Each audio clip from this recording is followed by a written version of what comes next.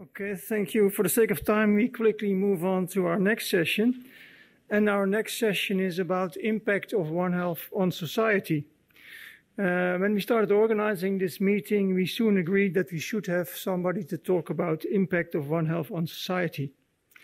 At a certain point, we thought maybe there are people within the project who can do this talk, but I'm very happy that we found somebody very suitable outside the project to do this talk, and that's Spencer Moore. Spencer Moore is Chair of Health and Society at Wageningen University. He has a background he has worked in the US and Canada, and he was appointed at Wageningen University as the Chair on Health and Society in 2021. He did a number of studies on social networks, so I'm very happy to invite Spencer Moore to come to the floor and do this talk about impact on society. Spencer, the floor is yours. Hello, everyone. Thank you for this opportunity to be here today. As Wim was saying, I'm an outsider to this group, but for a number of years, I've worked as a social scientist at in the nexus of public health and epidemiology. And so, as I recently took this position at Wageningen, one of my goals was to become more ensconced in the literature around One Health. And so over the past year or two, I've been looking a bit more closely around how social science approaches can be better integrated into One Health. And I say integrated rather than added to, because I do think it has to come together like this, and it's not social science just being dropped on top of work that's already happening. And unfortunately, I feel like I'm in the unenviable position of talking about social sciences while keeping you a bit from your break. But bear with me just a little bit as we get started. What I'd like to do is, make sure this is working. Yes. Is just talk quickly about what I see as some of the social science contributions to the work in the field of population and public health. So what were some of the issues that come about when we think about social science theories and approaches being integrated into what is also a bit more of a biomedical, clinical approach to disease and health? So what were some of those elements that came about? And I'd like to then turn a little bit more to integrating the social sciences in One Health. So just introducing to some early literature I think that's important in thinking about this issue. And then finally close with what are some very methodological and conceptual challenges when it comes to social science and thinking really upstream about the social determinants of health and how they impact or affect health downstream. So I thought I'd begin quickly, and because we're running out of time, I'm sure you're quite familiar with many of these terms, but just to put us on the same page, I wanted to certainly be sure that you're familiar with the last term on this slide, and that's social epidemiology. It's really been an emerging field over the past 20, 30 years in the field of epidemiology that really looks and uses sociological thinking and sociological approaches to study the causes of disease, of health, and also looking at how that health and disease is distributed across populations, with a focus oftentimes on equity and inequity issues.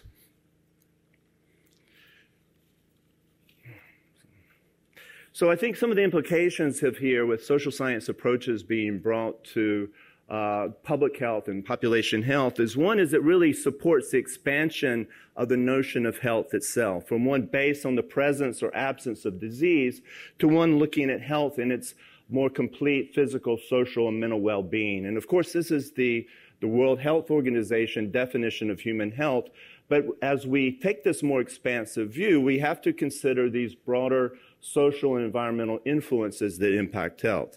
The second implication, I think, in bringing in the social sciences, particularly into public health, is that it really highlights the role of context in shaping people's risk to disease and ill health. So contexts, of course, vary across geographical space. So as we look at this, there might be different factors at play in one particular context compared to another. So really having the tools methods that can really identify how those different configurations look and how they impact health is really critical. And then a third point is it shifts the focus away from individual clinical and biomedical factors to those more socially distal structural and environmental influences on health. So really shifting the discussion from the individual level to the population level. And this is a work of, maybe you're familiar with Jeffrey Rose, an epidemiologist, that really as we shift the focus from this individual level, these biomedical or behavioral risk factors, to the population, we change our questions a bit. So rather than thinking, why did this person get this disease at this particular time, the question is more about populations. So why do populations have high rates of disease or risk of zoonotic transmission, and others have low rates? And to understand the population influences, it calls us to be familiar with those underlying social and structural factors that are at play. So how might we start to integrate the social sciences into One Health? Now, I'll just give you a moment to take a look at this particular word cloud that I created at the end of last week, and it's based on the Project Impact brochures, the 7 of them, that was published on the EJP One Health site. And in this particular word cloud, it is based on words that appeared at least 15 times in those 7 different brochures. But as you can see, the size would also be a function of how often or how frequently they appeared in the brochure. So in that terms, you can certainly see terms such as food, AMR, health, also around bacteria, foodborne illnesses, isolates, and other terms. But there's certainly some key terms that are missing here as well, right? Terms like society, community, resilience, vulnerability. Where are these particular terms in the discussion? And this isn't a critique. This is just an observation on this particular formulation of the project brochures. And certainly with the last presentation about the workshop, you see many of the terms around trust, equity, resilience appearing. It's just that in these particular brochures, those types of terms did not appear. So how do we start to think about how social sciences might be integrated into One Health? So for one, as Estebané and Borreau emphasize, the question of human behavior has to become more prioritized, and the environment has to be more of an object of study compared to human, say, biomedical issues. This means making space for new forms, new ways of thinking about what knowledge is. So it might involve not just quantitative methods, but also more qualitative approaches, and seeing those as a different way of thinking about evidence. We need to do a better job at identifying and characterizing what vulnerability means for populations. How is it that certain populations are at greater risk for zoonotic transmission or less able to adjust or reduce, say, AMR antibiotic use? And finally, it also involves thinking about consideration of how to use social sciences in the need for integrated governance approaches. So these are just a few of the ways. And this is, I think, a nice model from Woldahana and Zeminki, who look at, you can see certainly in this conceptual model, the basis of that One Health side in the traditional epidemiological triad, where you have the human side, the environment, but as you can see in this photo, or this particular figure, it looks more as a context, and then the animal side. But as they emphasize, if you look at these upstream human factors at play, say livelihood systems, settlement patterns, governance, and politics, those help to shape human activity, which in turn, in a particular context, interacts with animal-related factors to shape risk around zoonotic transmission. So we have these models that we can start using to think about how it is that social sciences can be integrated into One Health approaches. So what are some of the challenges that we need to consider as we take social science more into the One Health approach? One is understanding context. So as I say before, social sciences highlight the role of context. So we have to think about what social structures, cultural beliefs, food practices what kind of role they may play, and how they might play one type of role in one society, but perhaps a slightly different role in another society. So rather than thinking that there's some universal principles at play, we have to recognize that there's variability in how these social influences may play out in different contexts. And this certainly will play a role in how we think about implementing programs or community-based programs. What works in one place may not work in another because there are social, cultural factors at play that shape maybe someone's receptiveness to change. Another important point is social environmental influences themselves, the norms, the land use patterns that you saw on the last slide, may operate through different causal pathways with diverse mediating and moderating factors. So as I said before, when we start to move upstream, thinking more about these distal factors, they're going to operate through multiple mechanisms. So mediating factors may reduce what we see as a particular effect of one independent variable on the outcome. But there are not only variation in pathways across geographic space, but there would also be variation across time, right? Maybe something plays an important role. Maybe land use patterns play a particular role at one period in history, but maybe it's gender inequalities or inequities that play a role in another time in terms of highlighting or fostering zoonotic risk. So we have to be careful, again, as I say, understanding context and that variability is a challenge.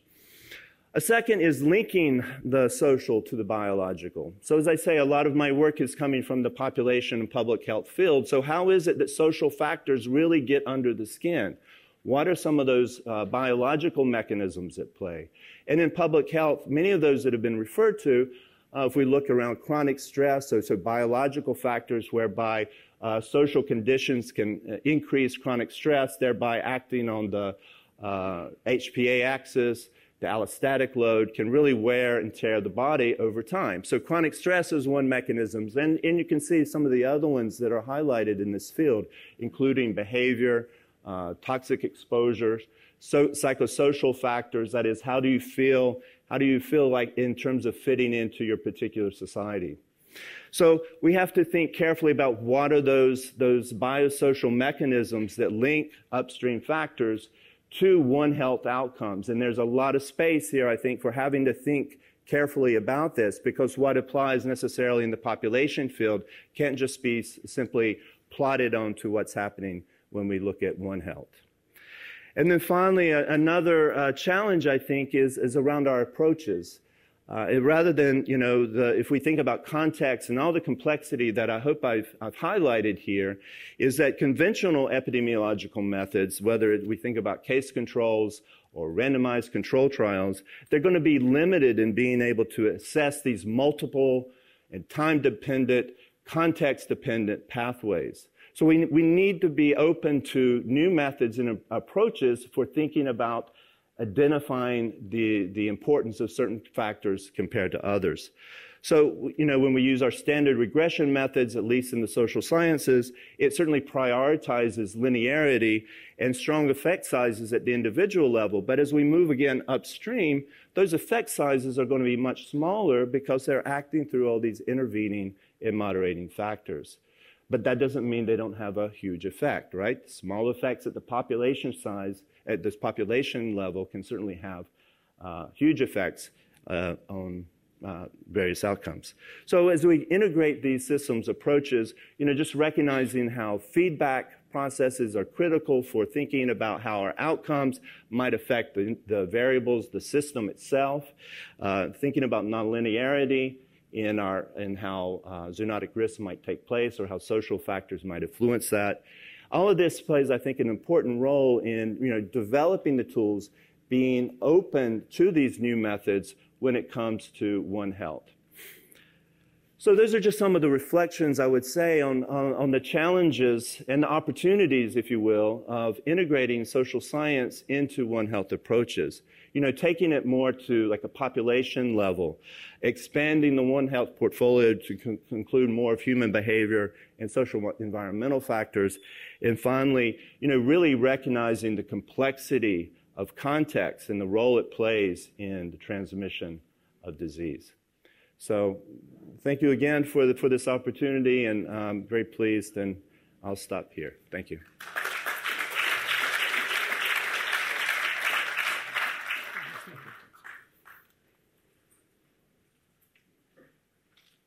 very much, Spencer, for reflections.